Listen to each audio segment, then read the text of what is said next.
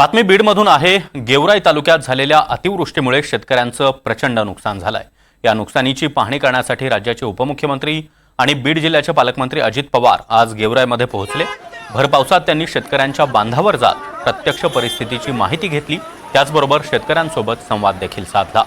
शेतकऱ्यांनी आपल्या अडचणी मांडल्यावर अजित पवार यांनी तातडीने मदतीचं आश्वासन दिलं। पंचनाम्याची प्रक्रिया वेगाने पूर्ण करून पीडितांना तातडीने मदत देण्यात येईल असं देखील अजित पवार म्हणाले।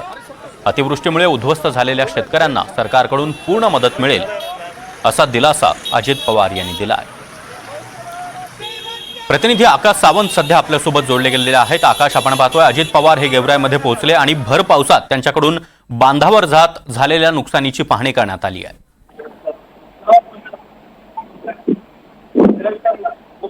सागर, गेल्या 3 दिवसापासून बीड जिल्ह्यामध्ये मुसळधार पाऊस सुरू आहे।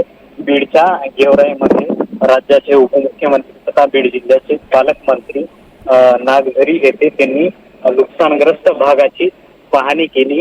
या पाहणी दरम्यान त्यांनी शेतकऱ्याला आधारही दिला, तसेच जिल्हाधिकारी यांना पंचनामे करा आणि तात्काळ शेतकऱ्यांना मदत देण्यासाठी अहवाल जो आहे तो प्रशासनाला कडे पाठवा असे देखील सूचना ज्या आहेत ते राज्याचे मुख्यमंत्री तथा बीडचे पालकमंत्री अजित पवार यांनी प्रशासनाला दिल्या आहेत।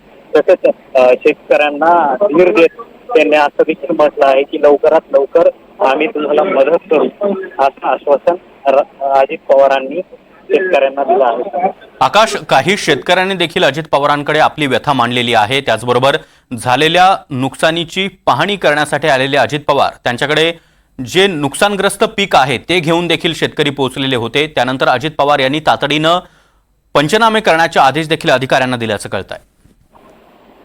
नक्की या दौऱ्या दरम्यान अजित पवार जे आहेत शेतकऱ्याच्या बांधावर पोहोचले असता काही शेतकरी त्या ठिकाणी येऊन आले होते। ज्या पिकांचं नुकसान झालं होतं आणि अक्षरशः शेतांना तळ्याचे स्वरूप आले होते, ती पिकं अजित पवारांना दाखवली व ती पिकं बघितल्यानंतर अजित पवारांनी जे जिल्हा अधिकारी आहेत त्यांना आदेश दिले की बाबा लवकरात लवकर याचे पंचनामे करा आणि प्रशासनाला अहवाल पाठवा। नक्कीच आकाश, मोठं नुकसान या अतिवृष्टीमुळे शेतकऱ्यांचं झालेलं आहे। शेतांना अक्षरशः तळ्याचं स्वरूप आलेलं आहे आणि त्यामुळे सोयाबीनसह इतरही पिकांचं प्रचंड प्रमाणात नुकसान झालंय। त्यामुळे आता सरकार पंचनामे करण्याचे आदेश देतच त्याचबरोबर नुकसान भरपाई किती देतं हे पाहणं देखील महत्त्वाचं आहे। धन्यवाद आकाश या माहितीसाठी।